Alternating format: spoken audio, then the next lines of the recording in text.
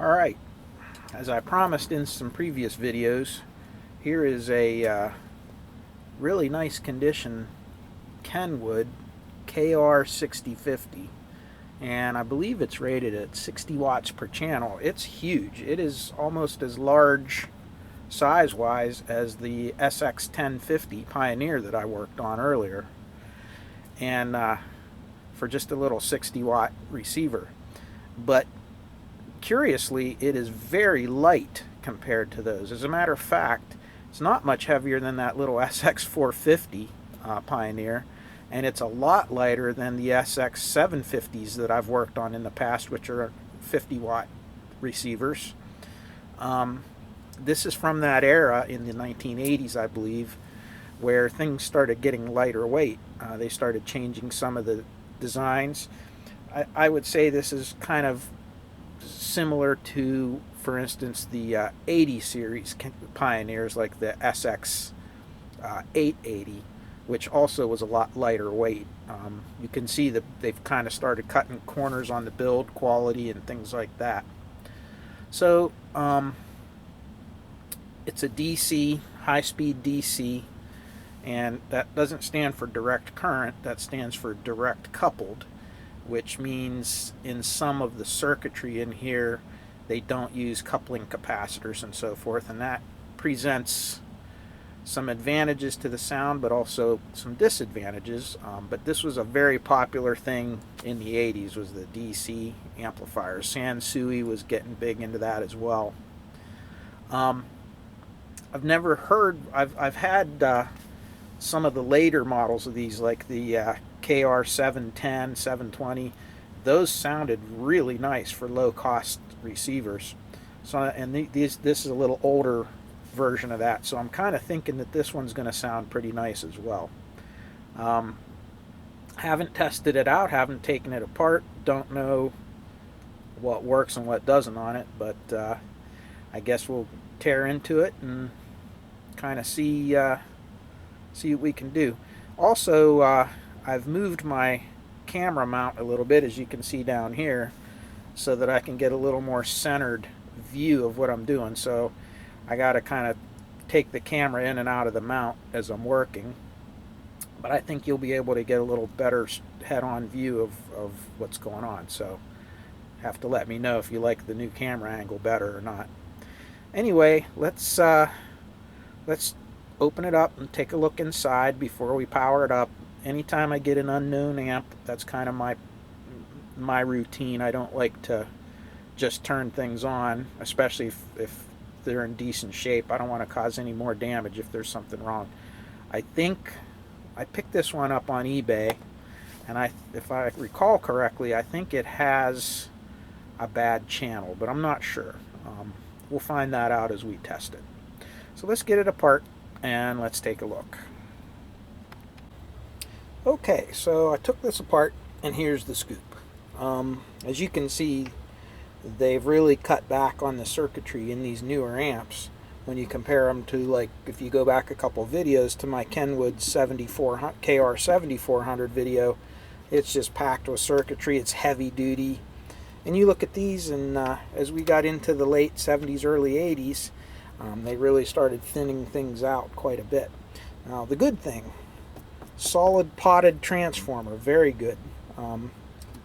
Good high quality transformer. Nice heavy 10,000 microfarad capacitors. Heat sink on the on the bridge rectifier. Now here's the not so good. Looking at some of this, I trying to make sense before I turn this all on of how this thing's put together. And if you notice right here, these represent the two little circuit boards on the heatsink that are that make up the actual output section of the power amp. And if you look, you got your two outputs with your two little current limiting resistors. You have your diode array, and you have basically your two driver transistors. Now, unfortunately, that is nothing near what we have on this. If you look in here, I'll try to lift this up so you can see. You look in here, and what we have is there's a capacitor. Here's a small driver transistor. And there's your two drivers. There's your two outputs. So it's obviously a different circuit than what the schematic's showing. Now, at first, I thought I had a wrong revision of the schematic, so I downloaded every version I could find on the internet anywhere, and they're all identical to this. And to make the plot thicken even more, when we look at the actual board layout for those boards, if you notice, there's your two driver transistors, two output transistors, current limiting. There's the capacitor. There's that little tiny transistor. So they show you the component layout of the board, the correct board that we have, but the schematic shows a different circuit than what we have now. I tried to make sense of this and look up in here, trace it back, but it doesn't look anything near what we have. Now, another interesting thing about this amp, you remember at the beginning of this video I said this is a DC, high-speed DC, or direct coupled amplifier. And if you notice, this is what they mean by it. If you notice, there are no isolation capacitors to block the DC between stages. So you come straight out of the driver and you go straight through a resistor into the base of the outputs. Alright. Also, when you look at the actual input for the drivers, okay, so you look for your phase inverter section. If you follow this on up, again, straight out of the outputs. If you notice, basically each stage is direct driven from the last. You have no isolating capacitors. Now, the theory behind this, when they started doing this was a big thing in the 1980s, when they, especially with the Sansuis and some of the other big names, they were coming out with these DC coupled amplifiers, or direct coupled. And the whole purpose for that was by removing the capacitors. The thought process was that you would get a more pure, uncolored sound. Did it do that? I don't know. They sounded good. I mean, these types of amps sounded good, but one byproduct of that, just in my, and this is Tony speaking personal opinion, is what happens if this transistor shorts. If it shorts and I put full voltage out here and I put full voltage into this and no current limiting, I'm going to short this. It's a chain reaction. Everything is direct coupled, so a short could take out a whole bunch of stuff. And also, by not having the DC blocking, we don't have that isolation. I mean, it's really easy to troubleshoot an amp that's capacitor coupled, because you know that the DC won't pass through that capacitor. So you have, let's say there was a capacitor here, okay? What that's going to do is, if there's a short somewhere, if you read it on this side of the coupling capacitor and you don't read it on this side, you know that you've just isolated your whole problem to this section. Whereas with these ones, it can go all the way through. It can be very hard to troubleshoot these sometimes. And a failure of one small component can cause a major failure of a lot of components. Okay, this is just my personal opinion. I've seen these kind of things happen in the past. The other thing, and this again my opinion, if a capacitor is chosen for the correct value, it really shouldn't color the sound, because it's doing is blocking the DC component. Anything above that in the audible spectrum will pass right through that capacitor if it's carefully chosen for the right value. So I kind of don't agree with the whole process, the whole concept that, you know, a direct coupled amp will sound better than, you know, a capacitor coupled. Again, there are different opinions on it and so forth, and these do sound very good when they're working properly, when they're all biased properly and set up, but definitely a more delicate circuit. So again, we don't have an exact layout of this board as far as the schematic, but we do have a correct component location. So that's kind of strange that they would do a typo like that, but I don't know. I don't have any explanation. So if any of you know anything about it, you know, please feel free to comment. So with that in mind, I'm going to connect up some dummy load, and, you know, maybe even just connect some speakers, but probably the dummy load, and turn this thing on and see, bring it up slowly on the, you know, I'll just dim bulb it. I'm not going to mess around with the variac, and see if it turns on and see if we get any sound out of the channels. I think, to my understanding, is the reason whoever it was sold this was because one of the channels went intermittent and then finally went out. So that makes me a little nervous about just what we talked about with direct coupled.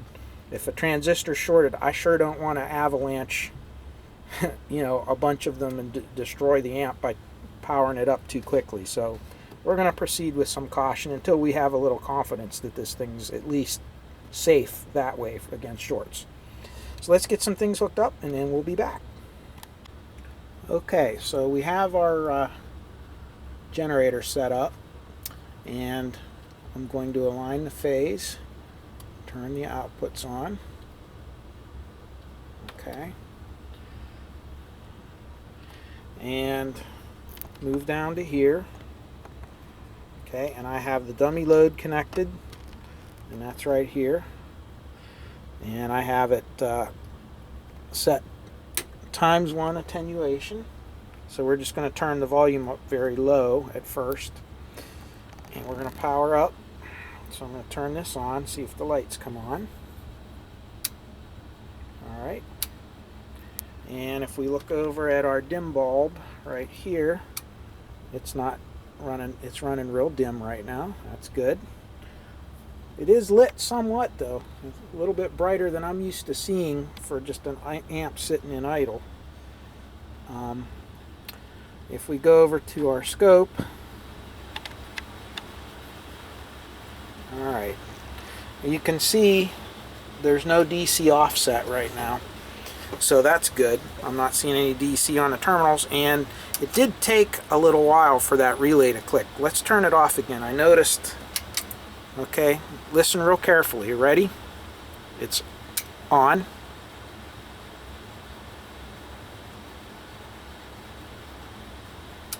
There. See how long that was? That was almost 10 seconds or so, I'd say. So it tells me that something's going on with the power supply. I don't know, maybe this amp just does take that long to come on, but that seems a little bit long. So I'm set to the auxiliary input, so let's turn that here. Tones it flat, balance is centered. Let's turn the volume up and see if anything comes out. Okay, there we got one channel. And as soon as, okay, let me turn off my dim bulb. Ooh, full power, and look at that. That's without the dim bulb. Look at the lights flickering. And listen, did you hear it click? It's kicking in and out. Okay. So let's turn up the volume again. Okay, that might have just been from the dim bulb, but we certainly do have one channel out, and it is totally dead. Now,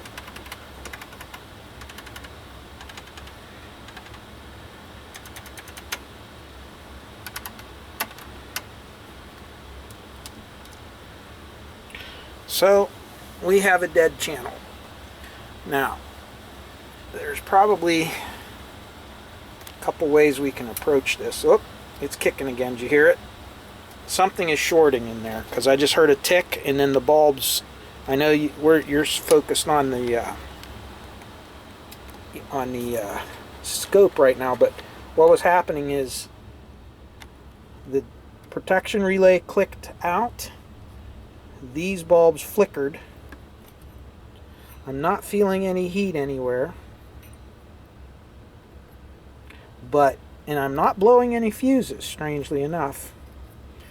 None of my capacitors are getting warm, but there is a bad component in here somewhere. So we have a dead channel, and the channel that is on, something is causing the protection relay to go. We do not see any DC offset on our terminals, okay? If we did, it would be coming through on the oscilloscope, because I'm in ×1, I'm only on 2 volts per division, so if there was a half a volt or a volt of DC on the terminals, it would show up on the scope. So I guess the first thing to do now is go to the schematics. I'm going to shut this off, and we're going to try to figure out what it is that is causing our dead channel. So we're probably going to start at our power supply.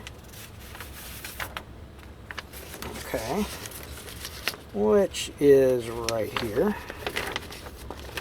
Okay, and we're going to work our way out from there.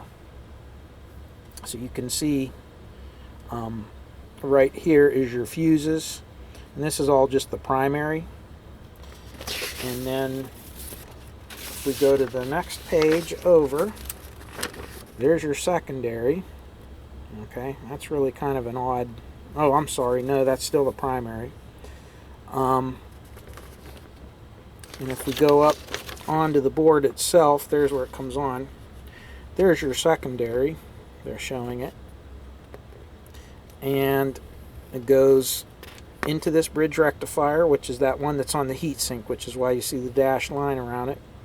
There's our main filter capacitors. Here's our little safety circuit, and they're just showing a block diagram of that. They're integrated circuits, which, okay, there they are right there. So if we look down here, there's one here behind this ribbon cable, and there's one over here. And I see a couple of trimmer pots, which might be for your adjustment for that. I'm not sure, but I don't see them listed on here yet. There they are, VR6, yep, and VR7.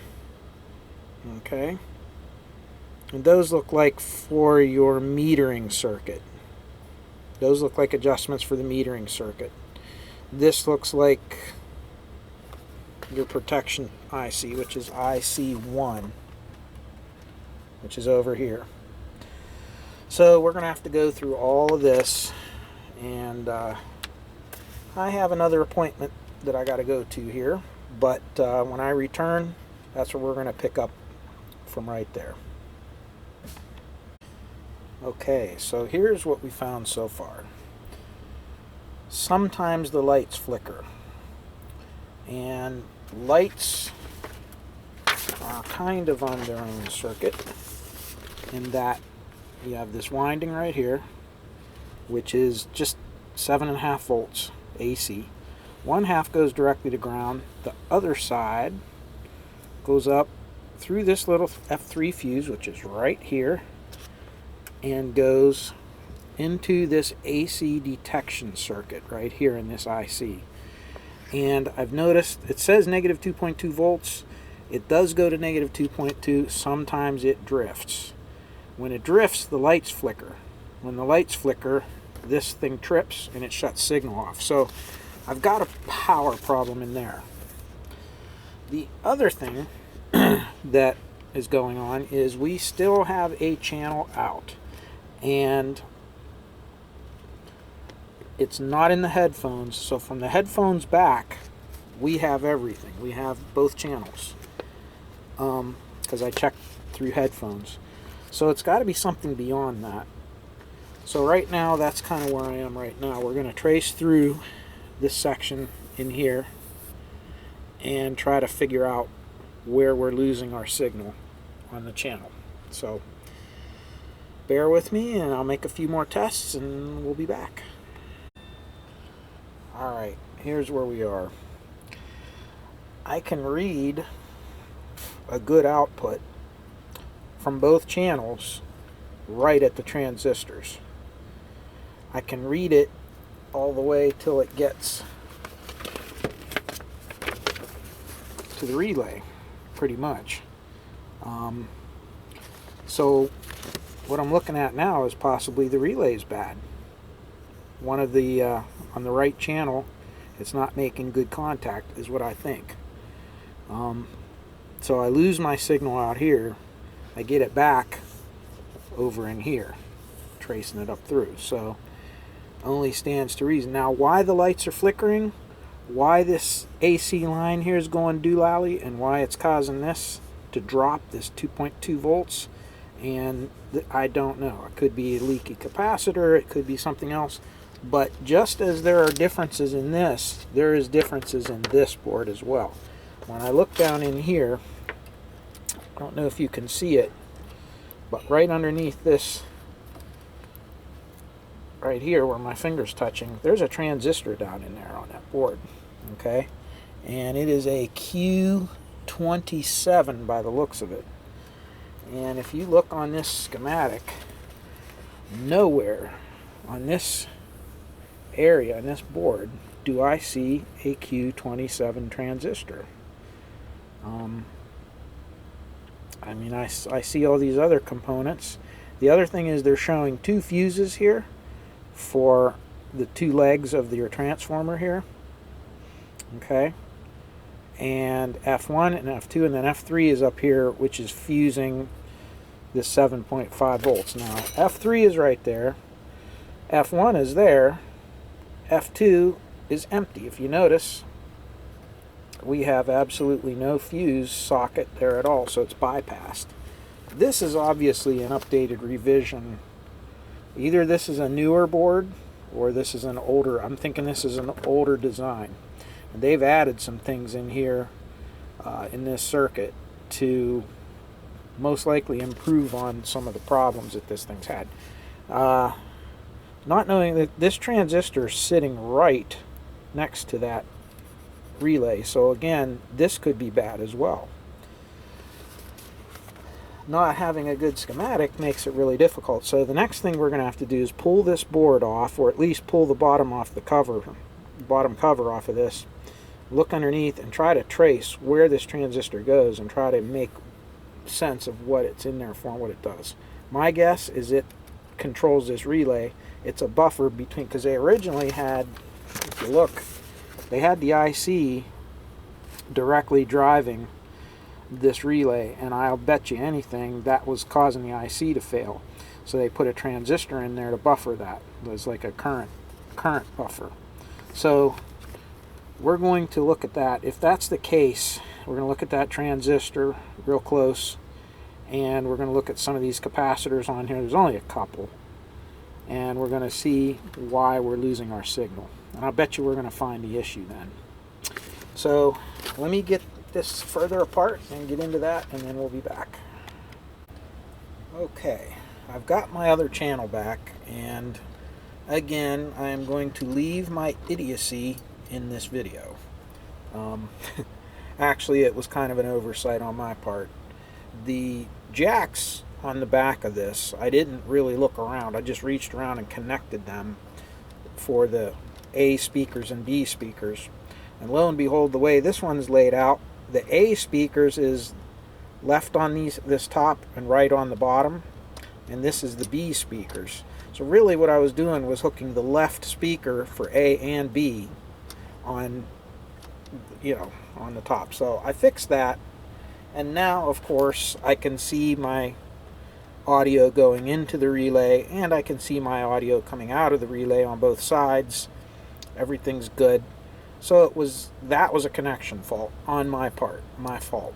However, we still have issues. We still have these lights flickering. And when I mess around here, I still don't quite understand why that's happening, because there's really nothing there other than, if we look here, let me shut this light off. If we look here, you basically just come right out of the 7.5 volts, and let's see here where we're at. Right here comes up, and you can see it goes around and down through the bulb, up through here, and up through this fuse, and then it comes down from the fuse this way and to the other side. So really you're just taking your 7.5, looping it through that fuse. I did notice that when the machine is turning on and when it is flickering, if I wiggle this white wire, which is that line coming from the coming from the bulbs, it seems to affect it. But once it's on, it's on. So I don't really understand it. The only other thing I can figure is something in here might be dragging it down, but that's a 1K resistor, and I can't see a 1K resistor really. Even if this dead shorted, I can't see a 1K resistor causing that issue. The other thing I've noticed is, and I think this is just a poor design on this receiver, and I'm finding all kind of issues with the design in this. If I turn this up a little bit, let's get some intensity. If I turn the volume up on this, first of all, there is no bias and there is no DC balance adjustment at all on these outputs. They're set to what they're set to. And if you notice, first things first, the channels are not balanced. You can see this channel goes into clipping before this channel, then this channel starts to clip. The other thing I notice is, if you look at, I'm looking at both channels here. Let's see if I can get some glare off of this so you can see. If you look, I got 19.3 volts on this one. I got 21.67 on this one. Again, not good. I mean, they're not balanced. And turning the balance knob really doesn't affect it. The other thing is, when they are in clipping, you can see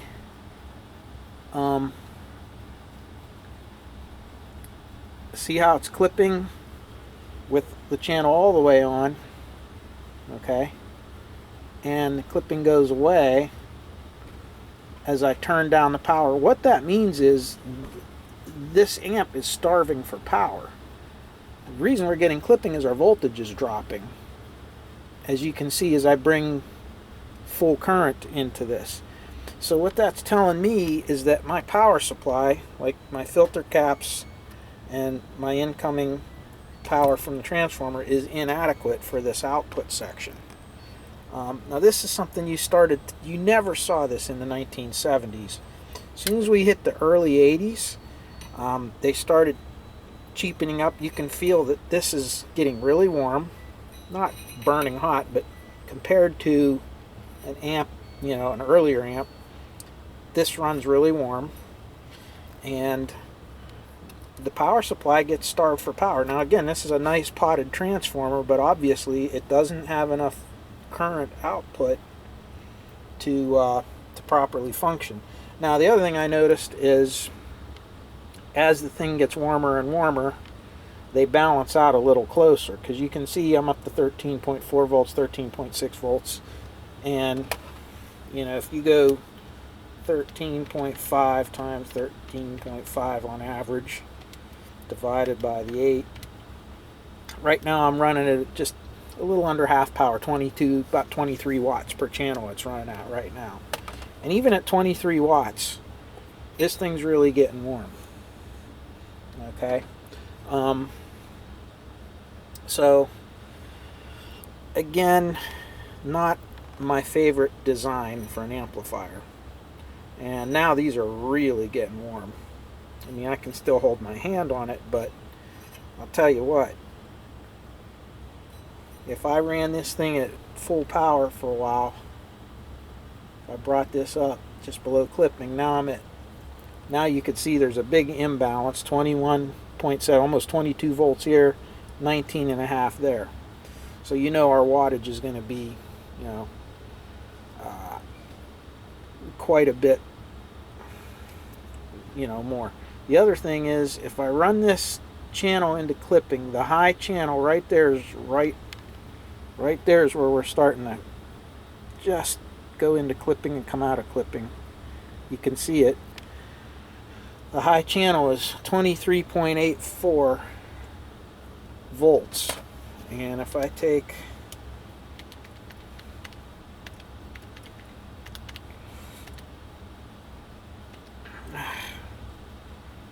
wait a second.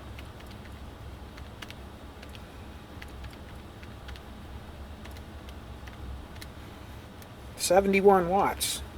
So for 60 watt amp, this thing's really cranking. And when I look at the meters, they're not reading correctly either. The meters are only reading.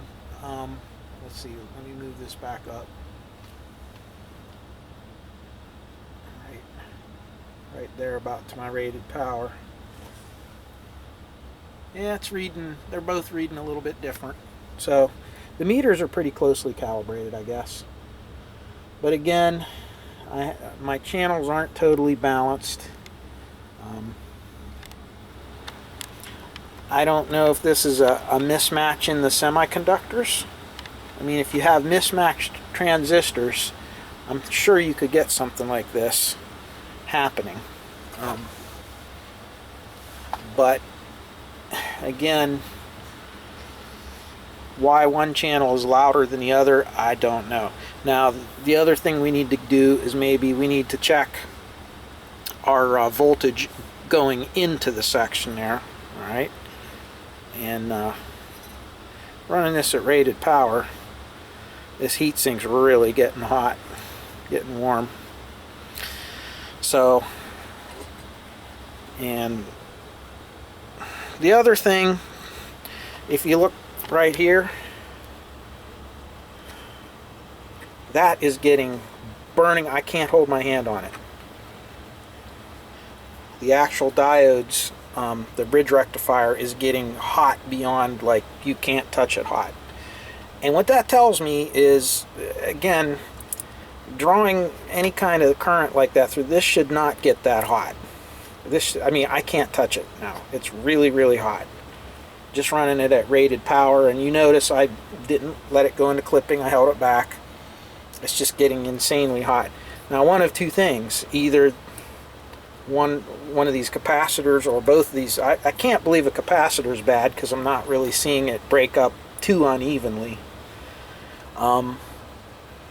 But either A, they're inadequate sized, B, the transformer's starving for current and it's just dragging this thing out. I'd like to look at what my voltage is doing on that too, so we probably should look at that. But a lot of things to think about on this. So I'm going to give this a little more of a look over and try to find out the root of why this power supply is doing this, and then we'll be back when I get some results. Okay, I am focused on what is the back of the power switch, which, let me unplug this. This red wire and this white wire go to this little gray box that goes through the speaker select switch, and that is the on and off switch. And it, in fact, is what's causing all of the problems with the voltage dropout and everything. The switch is not making good contact. It's actually making really poor contact. And it seems like if you wiggle it around, or if you even just wait long enough, the voltage will pop up into 120 where it's supposed to be. But it's obviously not making really good contact, and I would have to argue that even when it is getting 120 volts out to the transformer, it's not making solid contact under high current, which is would make sense why the power supply is weak and breaking up. So I'm going to try to disassemble that switch and clean it and put it back together and see if we can improve this power supply. Again, that's the only thing I can figure is going on. So let's do that and then we'll come back. Okay, I don't know if you can see this here, but I took the switch apart and you can see it's pretty burned up, you know, pretty burned up. Got some tarnish and burn marks on it. So I'm going to clean it really good and reassemble it and see what happens. I just wanted to kind of show you that, and then we're going to see after we clean it if we can get it any better. Alright, okay, we got it all cleaned up as you can see here. I'm going to put it back together and hopefully that'll make the power a lot better. So let me reassemble it and I'll show you when I'm done. Alright, we got the whole thing put back together and I got it cleaned up. I cleaned off the knobs and I cleaned, sprayed all the pots, cleaned all the switches, and now let's turn it on and see if it works. Let's get up on the scope here, and I'm going to try to get the scope and the meters both in the picture here so you can kind of see them all at the same time. Hopefully you can see all that. And on we go. Helps to plug it in first. Okay.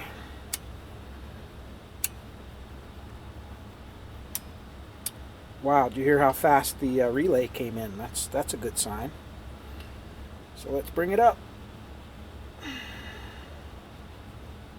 Oh, look at that. If you look, it's now clipping almost perfectly at the same time. Both channels are matched now. 23.5 volts on one side, 24.4 on the other. So you're about a volt, maybe a volt apart. That's not bad. And again, the meters may be a wee little bit different too. So let's call it 23 volts. Okay, that'd be a good average for where we're clipping. All right.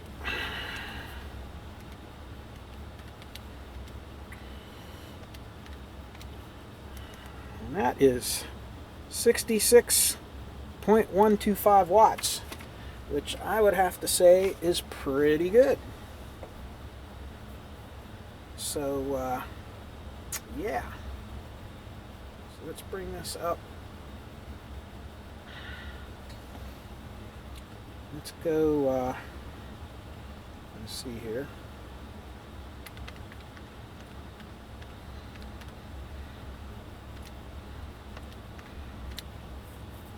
Okay, so right about there is pretty close to 60 watts, and my meters are just a tiny hair off. So to adjust your meters, basically what we're going to do here is you have two pots, one for each meter. You can see them right down there, and all we're going to do is adjust these. They're sitting at 60 right now, and I probably got to do this so I don't burn up my stereo running it at max power. But if you take a look, there's the right channel, right on 60. And let me get on the left channel. And we look at left channel. Looks about like 60. Turn it down. Let's go to, there we go. And you can see they're not tracking perfectly full scale, but let's go to,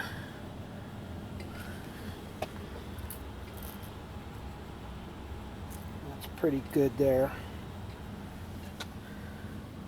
It's just roughly about 10 watts. And again, they're not perfect. They're not perfect. The one channel does have a little more power than the other. But right there we're running right around the 10 watt range. And you can see one is 9 volts, one is 9.6 volts. But anyway, it looks like Yep. The balance pot seems to be okay. So I guess that's about it. That's about as best as can be expected from this.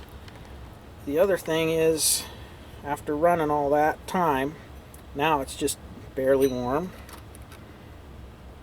That's warm, but not hot. It's still, to me, that's too warm for a bridge rectifier, but I guess that's why they put a heat sink on it. But I think this will hold up pretty good, so I think I'm going to try to connect some speakers to it now and see how it sounds, and then we can move on to the tuner, which I haven't even looked at that. I don't even know if it works. So let's go for some speakers.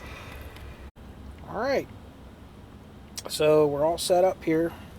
Let's put some music to it. See what I got. Maybe got some, there we go.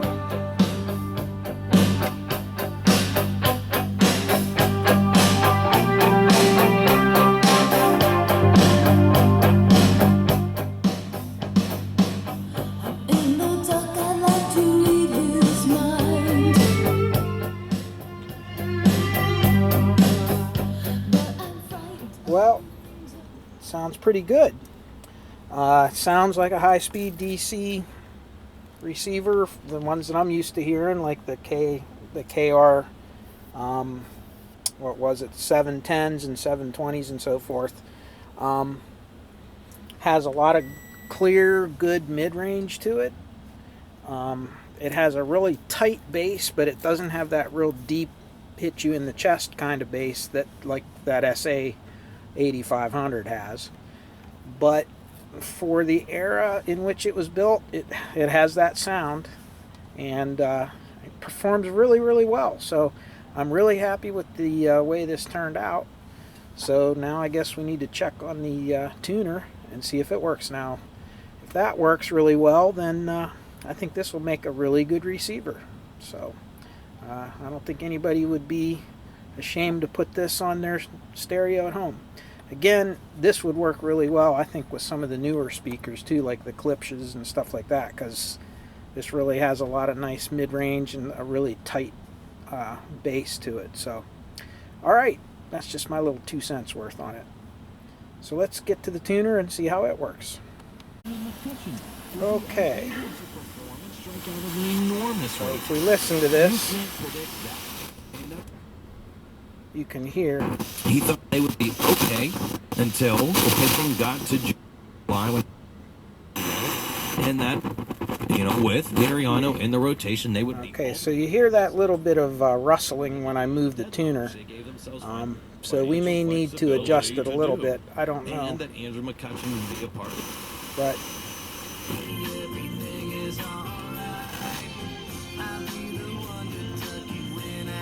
let's see.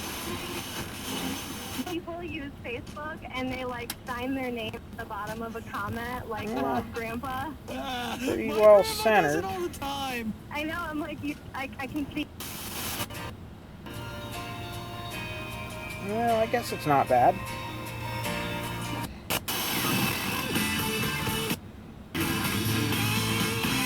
Okay, so let's see what the AM does. Not much down here in the basement, I'm sure, but.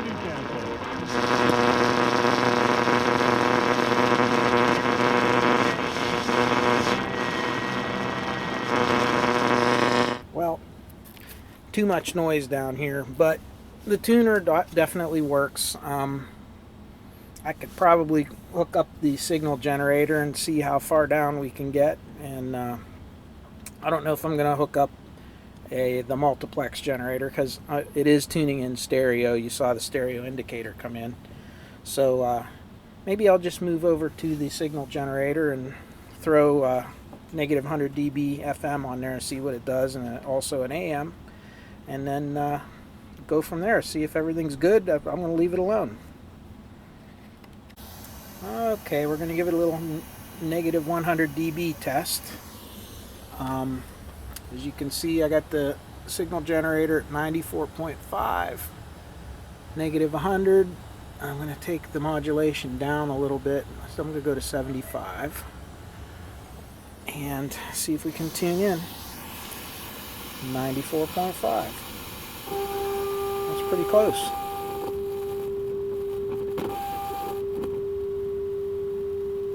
Not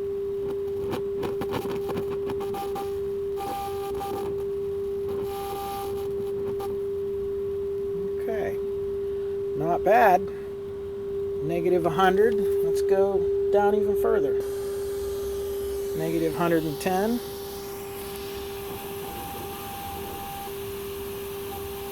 There's negative 110. Negative 120. Still getting it. And if I cranked up modulation, not much difference. But even at a negative 120 dB right on the noise floor, I'm getting a signal, and if I bring it up to 110, it's listenable. It's got static, but it's listenable. So I'm going to say that this thing's working pretty good. Now, I didn't go crazy with the testing and so forth, but anything that can tune in like that, I'm going to call it pretty good. I think we're not going to have to touch this. And again, as new as this one is new, I mean, it's still 30 some years old, but because of the design, these usually aren't going to drift too much. These are rock solid. So I'm going to call this stereo done, and I think it sounds pretty good.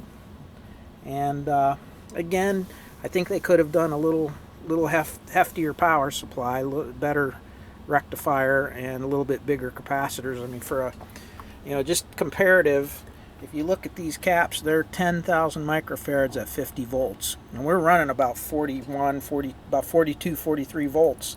So this is running real close to its limit.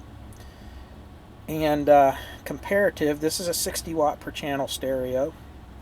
The SA8500 was also a 60 watt, but it had 15,000 microfarad capacitors, and they were, I mean, that was a really powerful system.